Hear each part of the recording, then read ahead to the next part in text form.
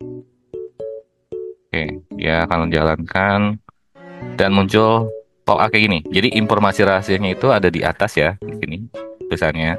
Terus nanti masukkan kode unik itu di bawah inputan dari labelnya dan input type-nya itu yang di sini ya, sini. Dan ini adalah value yang kita enter di dalam ini. Nanti kita simpan ke dalam bentuk kode. Misalkan ini adalah 1, 2, 3, 4, 5, 6. Misalkan begini ya. Kita klik oke. Nanti kita lihat keluarannya benar ya.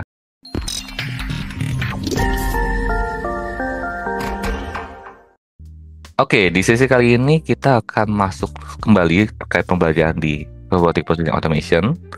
Dan di beberapa hari ke depan, kita akan masuk ke beberapa activity yang berguna untuk teman-teman gunakan di Robotic Processing Automation. Salah satunya di sesi kali ini, yaitu kita akan belajar terkait input dialog, di mana teman-teman akan mengetahui apa itu input dialog, gitu ya, secara pengertiannya itu apa. Kemudian kita akan melihat dari cara menggunakannya. Oke, so pasti teman-teman bisa siapkan UiPath-nya teman-teman supaya kita langsung exercising terkait aplikatif dari input dialog ini sendiri. Gak usah lama lagi, mari kita coba cek untuk sesi kali ini kita cek. Secara singkatnya, input dialog itu adalah salah satu activity yang meminta inputan ya dari pengguna saat robot dijalankan, gitu ya. Atau dengan kata lain, seperti kotak pop-up, gitu ya, muncul untuk meminta user untuk mengirim sesuatu, misalkan nama, contoh ya, angka, tanggal atau pilihan tertentu, gitu ya. Secara aplikatif apa sih yang bisa digunakan dari input dialog ini? Pertama, use case-nya bisa kayak minta konfirmasi ke user sebelum robot menjalankan prosesnya. Misalkan suruh input password gitu ya, ataupun nama loginnya dan sebagainya. Ya, jadi user ketikkan dulu dialognya dan robot baru bisa jalan. Ini berguna ketika memang secara inputan itu dinamis gitu ya, dinamis berubah-ubah baik itu dari sisi password dan sebagainya, dan kita meminta user untuk mengisikannya. Ataupun kalau misalkan kita mau retrieve data di dalam suatu database gitu ya, dalam suatu database kita input aja di input dialog, inputkan kita butuh tanggal 2 Januari 2024 misalkan. Nanti dia akan mengenerate report database di 2 Januari 2024 seperti itu dan lain sebagainya. Teman-teman bisa aplikatifkan banyak dengan view seperti berikut ya. Di sini ada dialog title ya di input dialognya. Nanti teman-teman bisa sesuaikan dalam bentuk string gitu ya. Masih pasti ada tanda kutipnya di sini. Terus kemudian ada input labelnya gitu ya, label yang dimasukkan itu apa. Dan kita bisa milih multiple choice atau single choice gitu ya. Ya, jadi nanti bisa kayak satu inputan aja ya yang teman masukkan atau banyak inputan gitu ya. Nanti di sini ada UiPath dan seterusnya kita bisa milih dan output dari value input dialognya seperti apa gitu ya.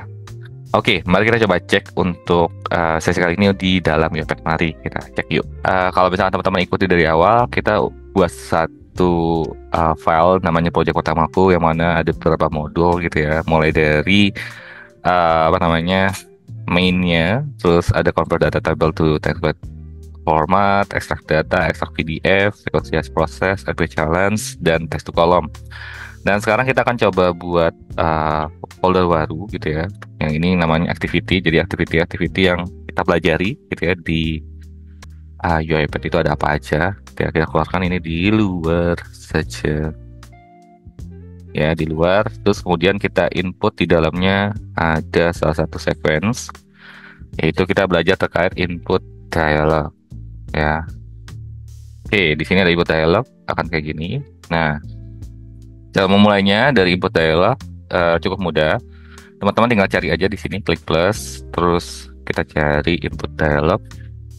Ya, di sini ada input dialog. Dan langsung ada kayak gini, title-nya, label, input type-nya ada text box sama multiple choice, atau dan result-nya seperti apa. Dan di sini juga dia akan menanyakan apakah yang input itu password atau tidak. Ya, coba kita lihat bedanya antara keduanya seperti apa. Pertama, misalkan kita namain title dari inputannya itu adalah informasi uh, rahasia gitu ya, misalkan. Contoh ya. Terus dari ini masukkan kode unik.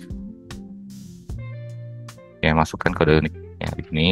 Nanti kita misalkan contohnya textbook dulu. Ini kita simpan variabelnya yang diinput itu dengan nama kode gitu ya. Ya, once sudah terinput, kita mau lihat nih hasil inputannya seperti apa. Kita bisa menggunakan message box.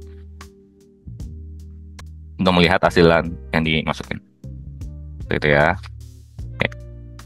Dan kalau udah, kita coba debug di sini.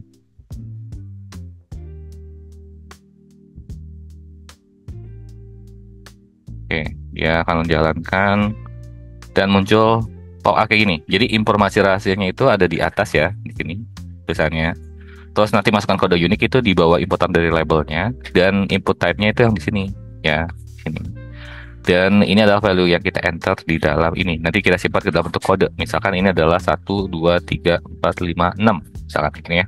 Kita klik OK. Nanti kita lihat keluarannya benar ya. Yang kita input adalah 1, 2, 3, 4, 5, 6. Oke, ini juga bisa kita lakukan kalau misalkan informasinya itu kalau secret is password, tapi ini nggak bisa di pop upin nanti di message box. Tapi ya udah, kita coba jalanin dulu ya. Informasikan. Misalkan kayak gini, ini rahasia misalkan ya. Oke, kita jalankan.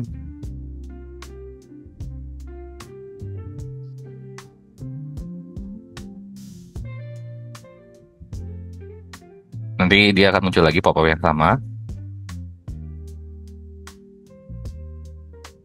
Nah, di sini 1, 2, 3, 4, 5, 6. Nah, ini bisa ada show passwordnya gitu ya. Kalau misalkan ini teman-teman requestnya as password dari suatu aplikasi yang perlu login dan passwordnya dinamis, nah itu teman-teman bisa lakukan kayak gini. Jadi biar audiens juga nggak tahu ya. Terus kita klik OK. Nah, benar ya, yang kita input 1, 2, 3, 4, 5, 6. Tuh. Ini pertanyaannya kalau misalkan yang diinput adalah satu inputan choice-nya, maksudnya dalam bentuk text box. Kalau dalam multiple choice itu kita bisa milih kayak gini. Jadi nanti teman-teman tinggal kasih kutip aja. Misalkan masukkan kode unik, misalkan Q22123 atau R23231 atau T121 ini, gitu ya. Nanti di sini kita udah input.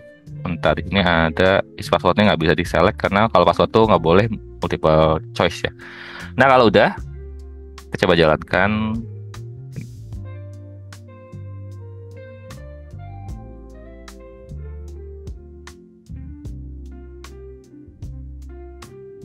Oke, nanti dia akan muncul pop-up kembali di berikut. Nah, jadi bisa kita pilih nih ya. Ini berguna kalau misalkan teman-teman udah punya pilihannya, jadi user tinggal select aja apa yang mau dipilih. Ya udah, tinggal diklik OK.